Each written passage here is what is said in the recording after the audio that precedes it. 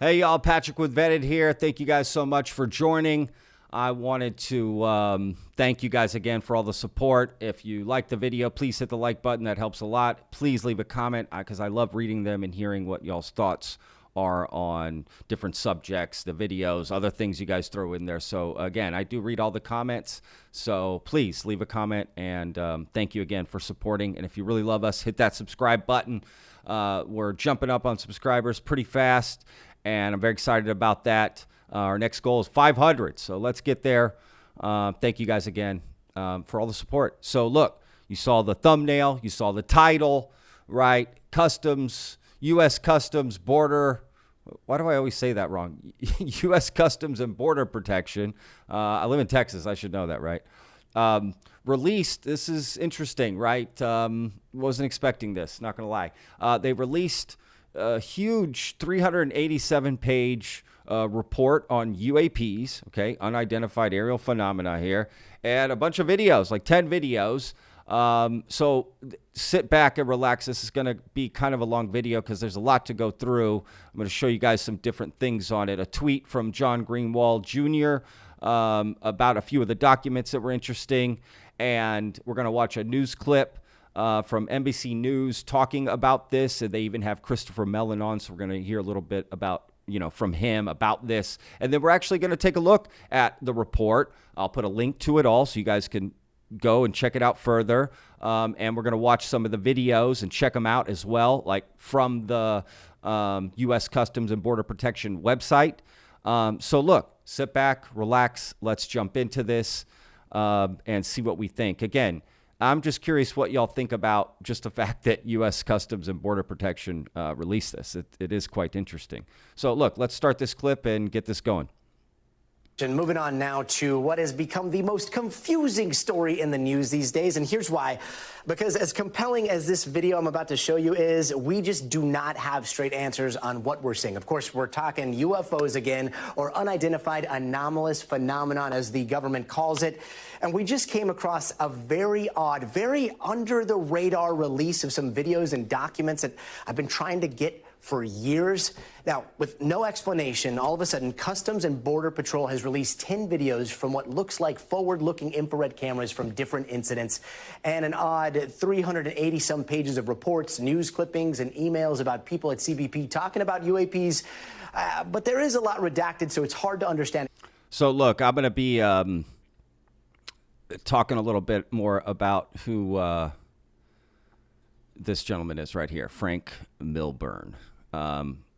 So just so we know who this is and this place. Exactly what's going on. And some of it has to do with agents saying they've seen stuff and being scared of the whole stigma that comes with talking about UAPs. But the videos paint a more black and white picture, and at least one of them, this one immediately caught my eye because it's the same video I saw leaked years ago that I filed a Freedom of Information request to get my hands on. Never heard back. But among the UFO community, it is very well known. It's called the Agua Dia video. And again, there's no context released from the CBP, so I just want to show it to you so you can be left with the same questions I've been trying to get answered. What we're seeing here is allegedly from Agua Dia, Puerto Rico.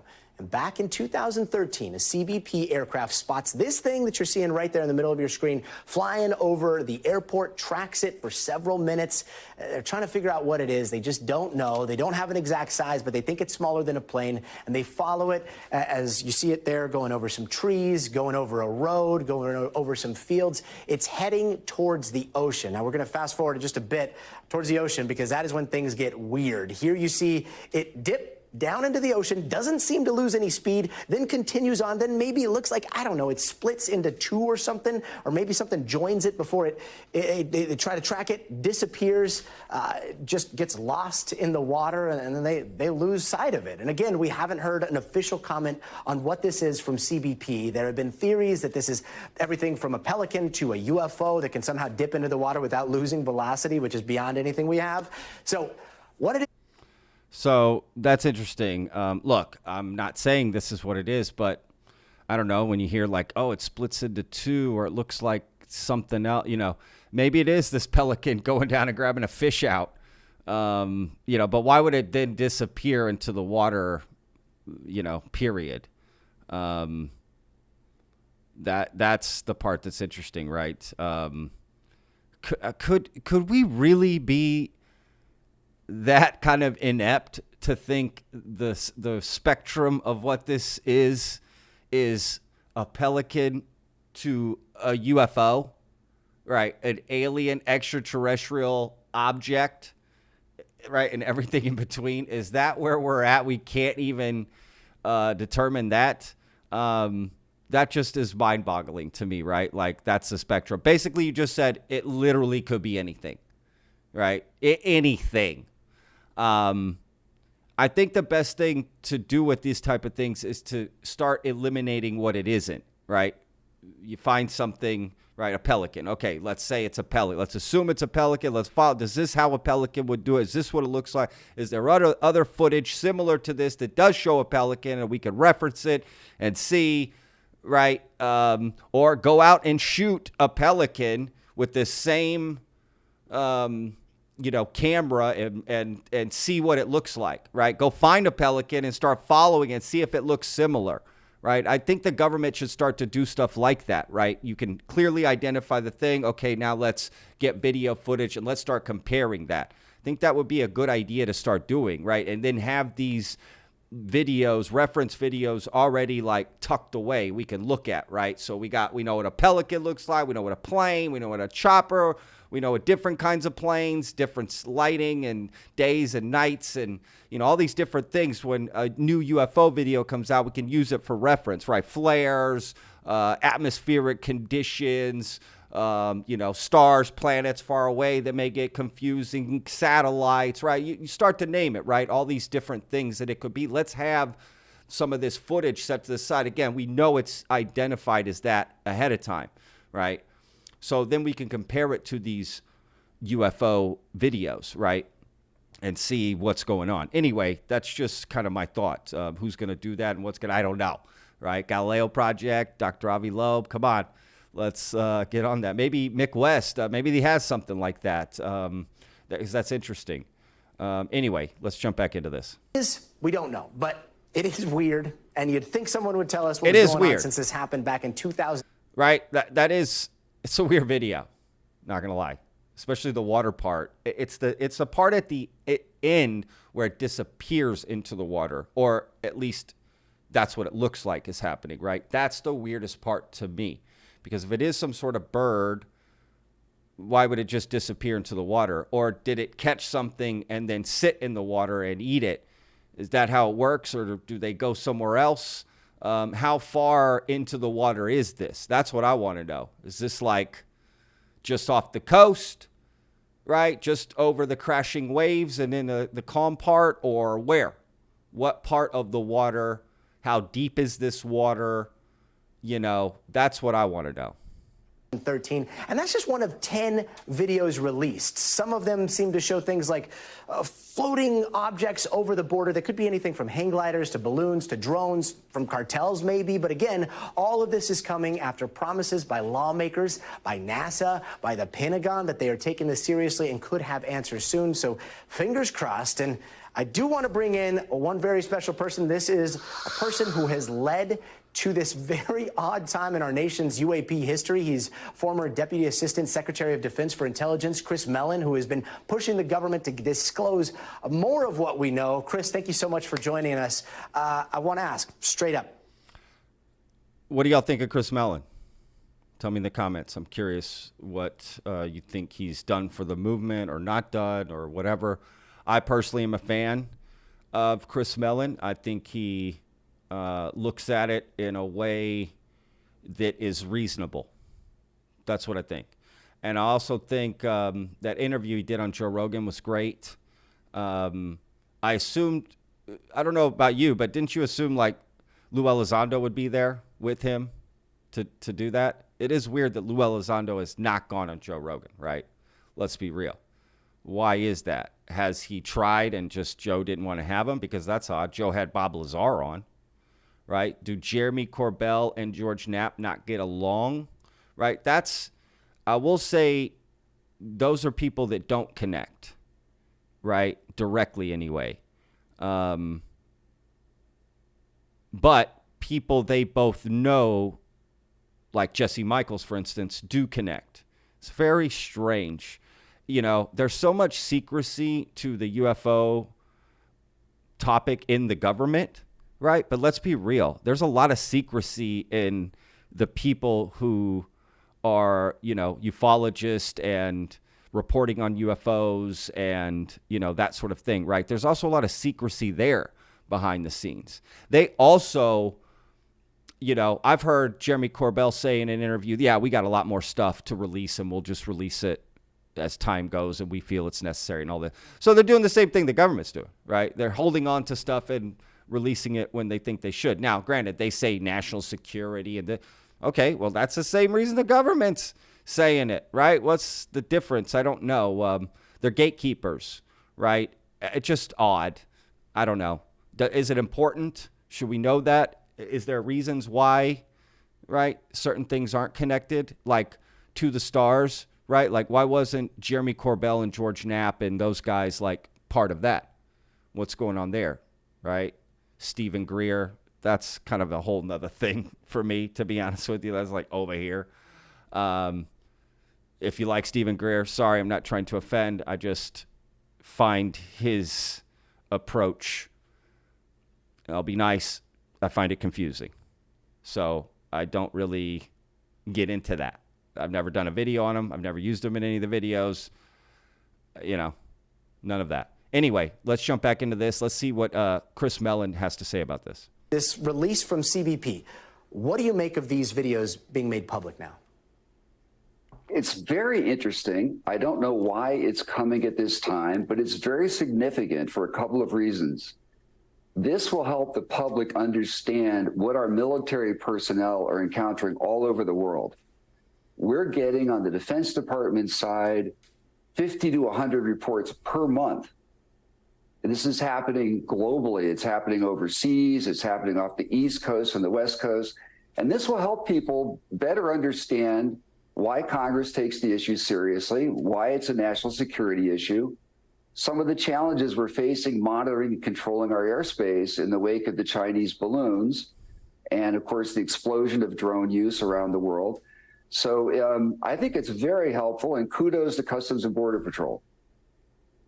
So I've been watching these videos probably way too much today, and you know, some of them, the Agua Dia video still kind of baffles me, and yet some of the videos that we've seen. It's interesting that Chris Mellon's like, why did they release this now? I'm like, has this not been just a crazy time for this stuff, right? The last couple weeks, right? NASA, the Mexican aliens, David Grush's new interview, all the new UAP legislation, this. It's almost like every government entity has something about this, especially if they have cameras and security and right? Like, you're out in the field. This is interesting, right? There's probably a lot more to this than we know. There's other government agencies that might start being like, yep, let's release some stuff to see the FBI, the CIA, NSA, you got ATF, right? What are some other big agents? I bet there's all kinds of, this is interesting for sure. They look like they could be a hang glider. They look like they could be a balloon, but all of this is being released without like any context here. Do you think that that's one step forward or two steps back, or as you said, is it?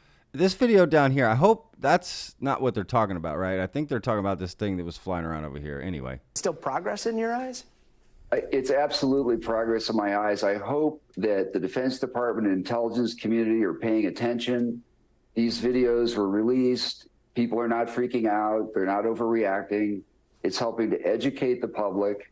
They have many videos that are of a similar unclassified nature, or were, until they, out of the blue, created this new classification guide that made everything automatically classified. I don't think that's lawful. I don't think that's consistent with the executive order governing classification, but they're withholding a lot of similar kinds of videos from the public on that basis. I know this is kind of a technical question. I hate to put you on the spot, but do you know of anything? That's interesting. What do you guys think about that? Right? They just create this whole new way to classify, right? This whole classification to classify, if you will, right? Classification squared.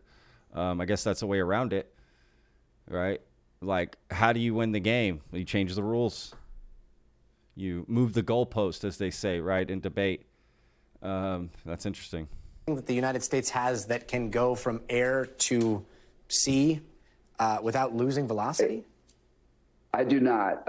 I will say that the Chinese recently demonstrated a drone that could go underwater and go back into the air. This, of course. What? I didn't know that. I didn't know that. To be honest with you, that doesn't seem that hard to do. Right? So could that explain some of the sightings? Yeah, it can. And there's nothing wrong with that, right? Let's be real. We should be wanting to eliminate a lot of these things to get to the real UAPs, because there's no way in hell that there's just a million of them flying around. Okay? That's just not, we have to be realistic here.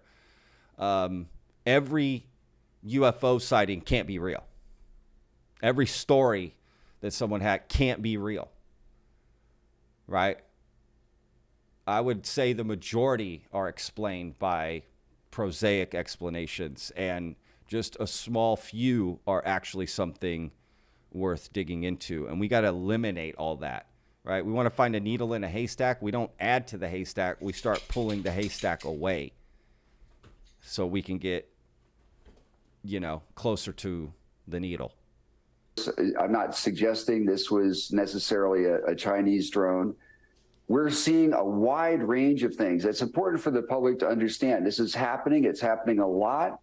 And it's quite a zoo of different things. Sometimes they're 50-foot wide objects that go at hypersonic speeds. More often, they're these small, mysterious sort of things in orbs. And in your opinion, what needs...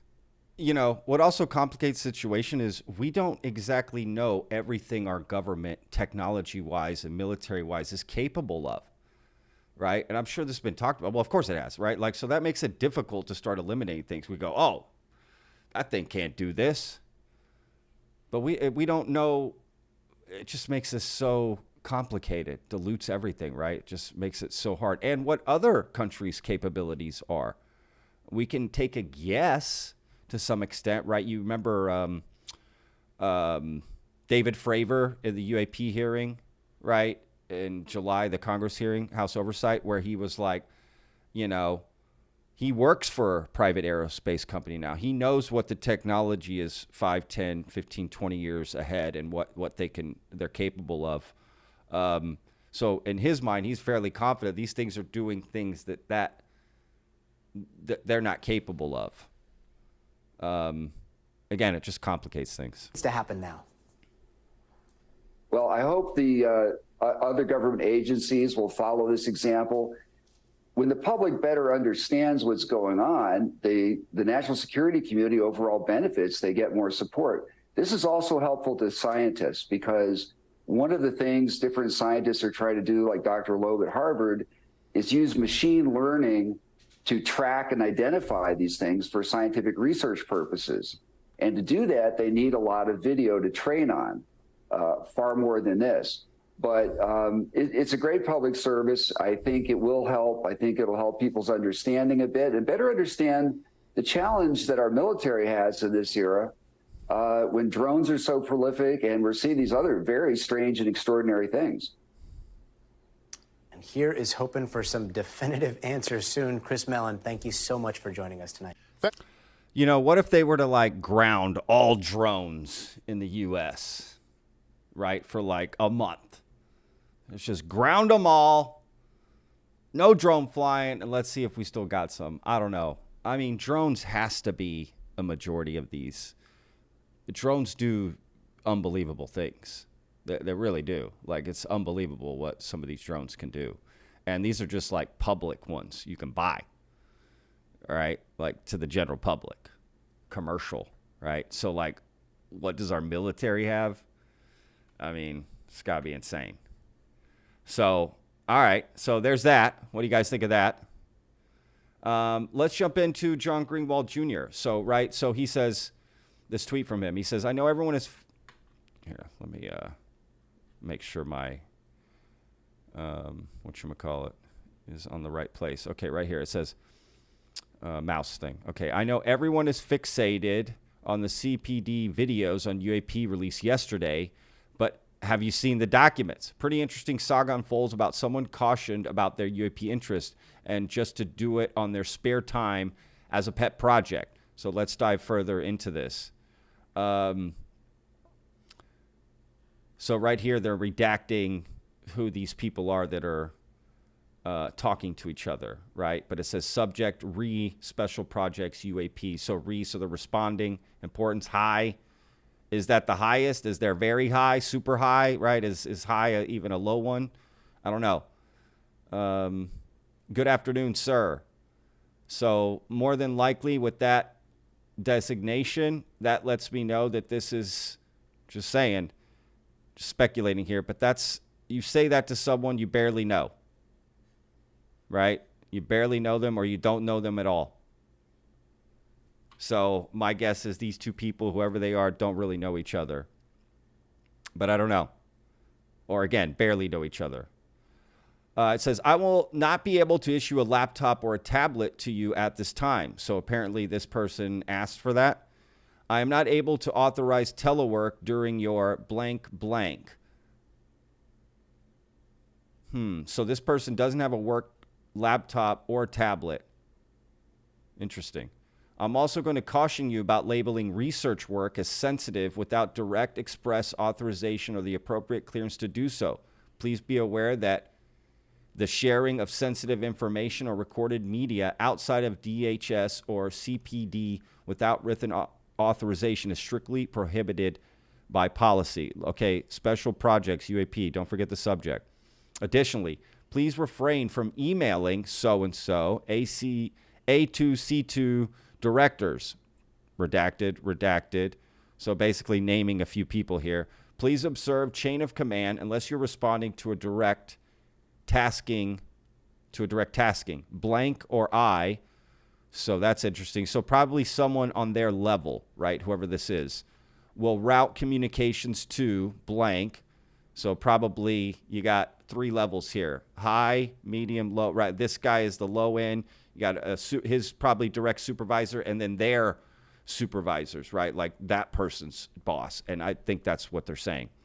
Again, I don't know. It's redacted, but just what it seems like. I will route communication to blank, and he will make the determination of what is forwarded to A2C2. Let me know if you have any questions regarding this email. Thanks. And then they put it, blank office. They got the phone number. And the second one over here. So special projects, UAP, again, redacted here. This is sent August 16th, 2021. Sir. So no more good afternoon, sir. Right? As a pet project or for fun, do all the research you want. What? I know the topic is of great interest to you. That's interesting. So they know, I guess they do know this person, or at least have heard that they have a great interest in UAPs, right? And there's a ton of, this says information, sorry, I don't know why that's blocking that out, to sift through. If you want to dabble in your spare time at work, feel free, dabble, right, in your spare time at work. There just isn't an avenue for any formal research or reporting any type of findings or conclusions. It falls outside our purview. Thanks. Which I can kind of understand, right? Is this person a contractor or are they actually employed? My guess is this person is a contractor, a brand new employee or something like that, right? Just based on the request, what they're asking for. So that's interesting, right? What do y'all think of that? And then down below, John posts some other stuff. So he says, to add to this thread, here's a snapshot of the situation showing the special project UAP was not official. So right here, good morning, blah, blah. So they use their name, RFI from HQ, due 6-3, Safer Skies Through Education, issue paper, special projects UAP, forward special projects UAP, MRT deputy commander text messages. Definitely one of the more unique items I've dealt with this week. Okay, and quick snapshot. Former BPA blank began his MRT detail at SOD blank 2016. God, government stuff in their acronyms, right? From approximately March 2021 to June 2021, blank was assigned to assist in standing up the air section at the A2C2. This wasn't an official detail. It was more of SOD loaning him to A2C2 to help, redacted, get some situational awareness on the air support process at the time. Redacted had extensive experience in this area and was a logical choice to provide valuable assistance in this area. He was already working in the SOD J3 operations cell, helping with many of the same tasks. On Thursday, August 5th, 2021, he sent the attached email to myself and redacted, titled Special Projects UAP, redacted. Redacted, he references in this email, is intact and accessible. Interesting. I did not respond to this email because the MRT deputy commander, upon learning of this email, directed and advised blank on how to proceed, not proceed with this item. So that was the MRT deputy commander from the other email, I bet, right? Email attached, titled special, okay. The MRT deputy commander advised via email, text message, and verbally that this was not official or authorized government business. Attached are related text messages via PowerPoint.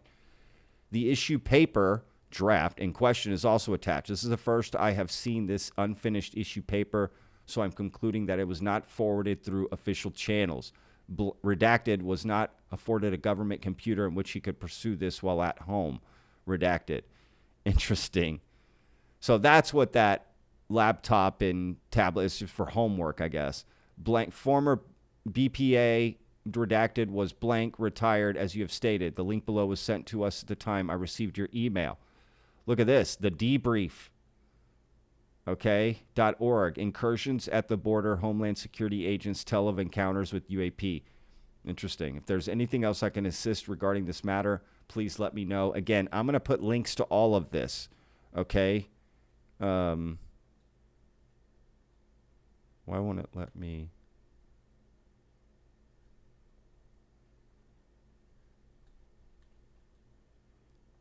Anyway.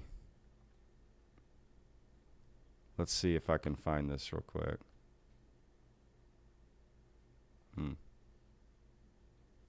Yep, right there. Boom.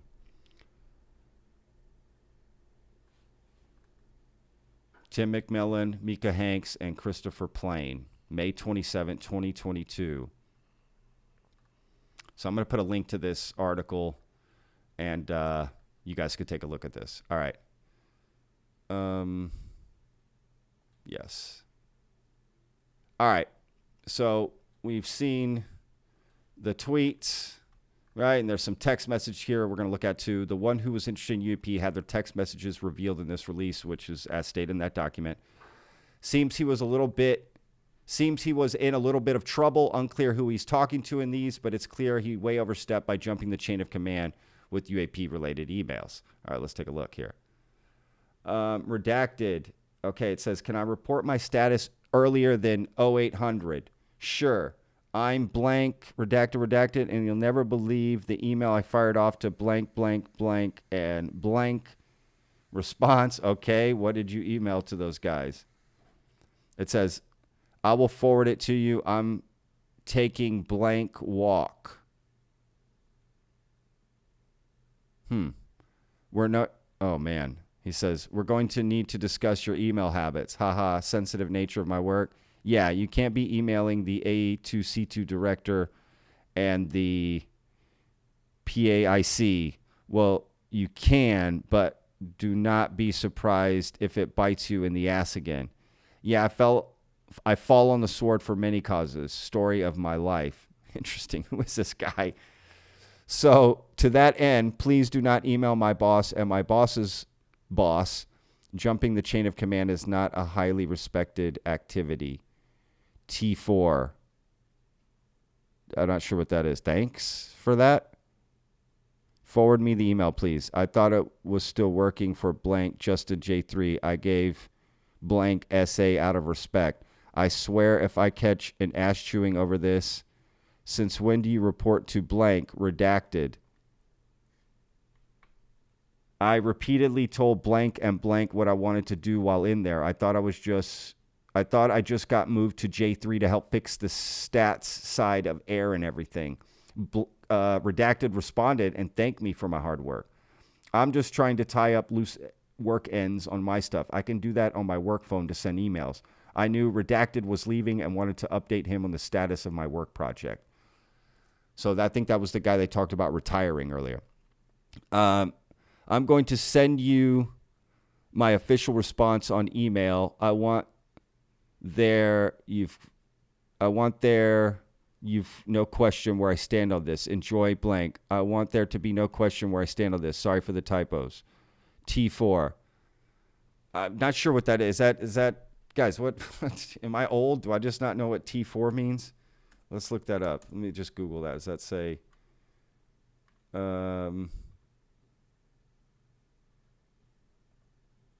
short for thyroxine, made by your hormone gland? Let's see here. T4 slang. Therefore what? Okay, T4 is short slang for therefore what? Sorry, I'd never heard that before. Therefore what? Wow, so he's just like this right here. So to that end, please do not email therefore what? Forward me. Yeah, okay, that's interesting. Who is this guy, right? I'm so curious to know who is this person. And I guess that's the email that got said that we read at the beginning. So, I guess he does know him. Maybe not that well, but I don't know. It's hard to tell. All right, so let's jump to this, guys. Video's getting long. My apologies. Just a lot going on here, right? All right, so here's the report. Okay, y'all? It is really long, right? It's, again, look at all this. Tons of stuff, y'all. Look at that. Look at that. Okay, look at that. Tons of redacted, right? But there's also a lot not redacted. So they just full pages of that. I mean, it's long. Look at that. I mean, it's going. So it's got a table of contents at the end. Okay, so the Begin SADET Center for Strategic Studies, right? Frank Milburn put this together. Who's Frank Milburn? Well, it kind of tells you a little bit here. This is in Israel, by the way. Okay?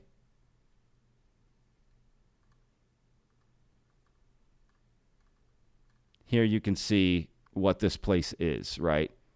The Begin SADET, or Begging Center for Strategic Studies, is an independent, nonpartisan think tank conducting policy-relevant research on Middle Eastern and global strategic affairs, particularly as they relate to the national security and foreign policy of Israel and regional peace and stability. It is named in memory of Menachem Begin. I bet it's not Begin. And Anwar Sadat. Okay, so Begin Sadat, whose efforts in pursuing peace laid the cornerstone for conflict resolution in the Middle East. I'll let you read the rest of that. So this is interesting, right? And here you've got what's going on. Okay, so executive summary. In June 2020, the Senate Select Committee on Intelligence unveiled the Unidentified Aerial Phenomena Task Force. That is what David Grush worked for, okay? At the Office of Naval Intelligence, a successor to the Advanced Aerospace Threat Identification Program, otherwise known as ATIP. That's what Luis Elizondo ran, okay? This paper dives down the rabbit hole with Defense Department insiders, scientists, and declassified material to find answers to a host of questions. Are mysterious craft near peer adversary platforms or exotic U.S. platforms? What is the technology behind them? What kind of threat do they pose? What are the geostrategic implications? And what are we not being told? All right. Frank Milburn is a strategic and operational advisor. A former intelligence officer, he is an alumnus of Sandhurst and the London School of Economics. He has previously written for the Middle East Economic Survey, the Combating Terrorism Center at West Point, and the Institute for National Security Studies at Tel Aviv University. And then it just goes into all kinds of, again, ton of stuff, y'all. So I'm going to let y'all go through that. Again, put links to all of this. And here's, look, all the videos right here. I'll put a link to this page so you can see all this. And I mean, it literally goes, you can download it, right? Immediately goes to a download. Let's see here. Yeah, so it looks like you just download them all. Can't just like actually see them on here. So, yeah, guys, check out the videos, see them full in depth. Let me know what you guys think of this. I found it quite interesting, and I'm excited to see more things like this, right? Let's keep this going. Thank you guys so much for watching. I apologize for the long video. There's just a lot to cover here, and honestly, it would go much longer if we went through all these videos individually. That's why I showed that clip at the beginning that shows some of the videos and some of that stuff. In my opinion, the most, like the gentleman said, the most fascinating video to see. And by the way, that guy on YouTube from NBC News, right? Let's show him again. This guy right here, he does a lot of work on this. So follow him on NBC News, okay? You know, he's one of the few people in mainstream media who actually does a lot of reporting on this, okay? So big fan of him. What is his name? I honestly don't even know his name. Anyway, yes, so give him a follow. Anyway, guys, thanks for watching. I know it's a long video. We'll see you guys in the next video. Tell me in the comments what y'all think. All right, guys, have a good Saturday. Remember, every day's a gift. Thank y'all for watching.